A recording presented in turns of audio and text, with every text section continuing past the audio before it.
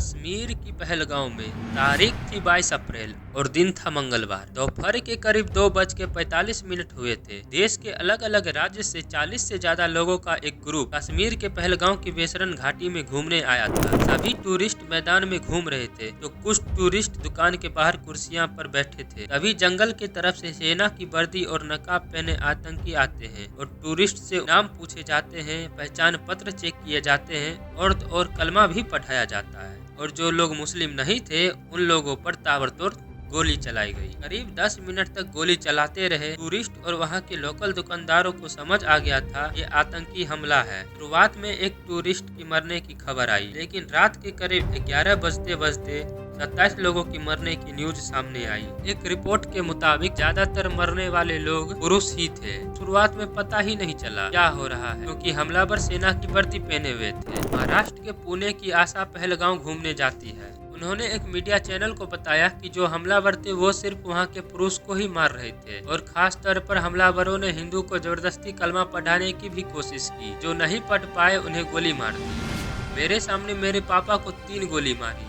अब सवाल ये उठ रहा है कि कश्मीर में ये हमला होना सिर्फ एक संयोग है या आतंकियों की एक सोची समझी चाल। आइए इसके पीछे की स्टोरी आपको 2 थ्योरी में समझाता हूँ। जैसा कि आपको पता है अमेरिकी उपराष्ट्रपति भारत के दौरे पे है, तो ये आतंकी हमला हुआ है। तो इसी तरह 20 मार्च 2000 को उस समय के अमेरिकी राष्ट्रपति बिल क्लिंटन भारत आए थे। अनंतनाग जिले के छत्तीसपुरा गांव में आतंकियों ने हमला कर दिया था। तब हमले में 35 सिख मारे गए थे। कश्मीर में ये पहली बार था कि आतंकियों ने सिखों को अपना निशाना बनाया था। तो इसके पीछे की एक थ्योरी कहती है कि अमेरिकी उपराष्ट्रपति की यात्रा एक सिक्योरिटी प्रोटोकॉल होता है। उनके आने से पहले ही 2 C-12 मास्टर प्लेन आ गए थे। अमेरिकी एजेंसियां ने डेरा जमा लिया था। इंटेलिजेंस एक्टिवेट हो गए थे। इसके बावजूद आतंकियों ने कश्मीर पे हमला करके ये संदेश देने का प्रयास किया है कि हम कभी भी कुछ भी कर सकते हैं और इससे अमेरिका की नजर में इंडिया की इमेज खराब हो जाए। और दूसरी थ्योरी के तौर पर पीएम मोदी के सऊदी अरब के दौरे से जुड़ा है और इसके साथ ही आतंकी संदेश देना चाह रहे हैं कश्मीर का मुद्दा मरा नहीं है। 22 अप्रैल को जब पीएम मोदी सऊदी अरब के जेद्दा पहुंचे,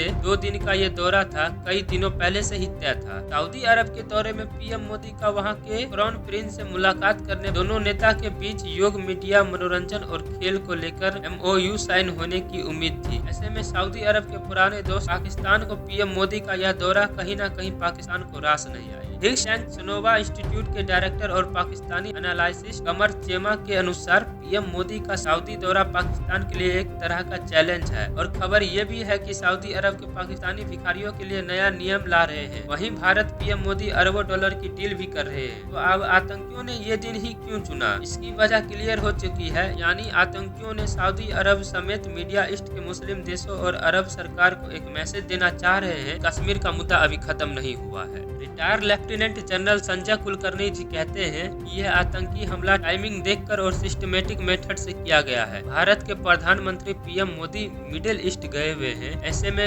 यह वारदात भारत को नीचा दिखाने के लिए की गई है। अब बात यह है कि आतंकियों ने हमला के लिए पहलगांव ही क्यों चुना। तो बात यह है कि इस बार अमरनाथ यात्रा 62 दिनों की होने वाली है, जो 9 अगस्त को समाप्त होगी। हर साल होने वाली ये यात्रा सिक्योरिटी के नजरिए से काफी सेंसिटिव है। इस यात्रा पर हमला होने को खतरा बना ही रहता है। इसके चलते जम्मू कश्मीर सिक्योरिटी और इंटेलिजेंस एजेंसी चौकन्नी रहती है। तो इस बार जिस जगह हमला हुआ है उसी जगह से यह अमरनाथ यात्रा शुरू होने वाली, यानी कि पहलगांव की बेस कैंप से यात्रा शुरू होती है। ऐसे में पहलगांव में हमला करके अमरनाथ यात्रा के लिए धमकी भी दी है। वही हमले की एक कहानी यह भी है कि भारत ने चेनाब ब्रिज पर दुनिया का सबसे ऊंचा ब्रिज बना के तैयार कर लिया। इससे अब श्रीनगर के लिए सीधी रेल कनेक्टिविटी पॉसिबल हो सकेगी। 25 जनवरी को कटरा श्रीनगर रूट का सफल ट्रायल भी हुआ था। ट्रेन सुबह 8 बजे कटरा से रवाना हुई है और 11 बजे श्रीनगर पहुंची। ट्रेन ने 160 किलोमीटर का सफर सिर्फ 3 घंटे में पूरा किया। 19 अप्रैल 2025 को पीएम मोदी इसका उद्घाटन करने वाले थे। साथ ही कटरा यानी माता वैष्णो देवी पहुंचकर जम्मू कश्मीर वंदे भारत एक्सप्रेस ट्रेन को हरी झंडी दिखाने वाले थे। हालांकि इन्हीं वजहों से उन्होंने यह प्लान पोस्टपोन कर दिया। तो आतंकियों के इस हमले के पीछे पीछे का मकसद बड़ा है। इसके पीछे एक पूरा साइकिल ट्रेन है। यानी हमले का मेन एजेंडा है कश्मीर में टूरिज्म को रोकना, जिससे वहाँ के लोगों का बिजनेस इफेक्ट होगा और फिर लोग बेरोजगार होंगे, और जब बेरोजगार होंगे तो पैसे के लिए आतंकी संगठनों से जुड़ जाएंगे। लेकिन एक अहम सवाल ये भी है कि पाकिस्तान सेना चीफ ने आतंकी हमले का हिंट दे दिया था। दरअसल पाकिस्तान के आर्मी चीफ जनरल असीम मुनीर ने पिछले हफ्ते हिंदू मुस्लिम में दरार पैदा करने वाली बात कही थी और पाकिस्तान कश्मीर को पाकिस्तान की गले की नस बताई। उन्होंने कश्मीर को गाजा से जोड़ते हुए पाकिस्तानियों का दिल गाजा के मुसलमानों के साथ धड़कता है। इस्लामाबाद में पहले ओवरसीज पाकिस्तानी सम्मेलन में जनरल मुनीर ने कहा, हमारा रुख बिल्कुल साफ है, हम अपने कश्मीर भाइयों को उनके वीरतापूर्ण संघर्ष में अकेले नहीं छोड़ेंगे। वहीं रिटायर्ड लेफ्टिनेंट संजय कुलकर्णी जी कहते हैं, जो जानकारी मिल रही है उसके मुताबिक आतंकियों ने नाम पूछकर लोगों को मारा है। इस घटना के बाद गृह मंत्री अमित शाह सीधा दिल्ली से श्रीनगर पहुंचे। वह राज्य भवन में सेना और प्रशासन के अफसरों के साथ हाई लेवल मीटिंग कर रहे हैं और पीएम मोदी सऊदी अरब के दौरे पे थे, लेकिन हमले के बाद वह समय से पहले इंडिया वापस आ गए। उन्होंने कहा है, हमले के जिम्मेदार को बख्शा नहीं जाएगा। वही इस हमले की जिम्मेदारी लश्कर तैयब के हिट स्क्वाड यानी कि दी रेसिस्टेंस फ्रंट टीआरएफ ने ली है। टीआरएफ का मास्टरमाइंड सज्जाद गुल है, जो पाकिस्तान में बैठकर इसे ऑपरेट करता। आपको बता दें कि लश्कर का प्रॉक्सी ग्रुप है दी रेसिस्टेंस फ्रंट यानी टीआरएफ 2019 में एक्सटेंस में आया। टीआरएफ या आतंकी जम्मू कश्मीर में काफी एक्टिव है। इसकी फंडिंग पाकिस्तानी सेना और आईईएसआई ही कराती है। जानकारी के मुताबिक इससे सज्जाद गुल, सलीम रहमानी और साजिद जट लीड करते हैं। जम्मू कश्मीर में 2019 के पुलवामा अटैक के बाद इसे सबसे बड़ा आतंकी हमला माना जा रहा है। हमले में जिन 27 लोगों की मृत्यु हुई है, मरने वालों में एक यूएई और नेपाल का टूरिस्ट और 2 लोकल सिटीजन थे और बाकी के अलग अलग शहर से आए हुए थे।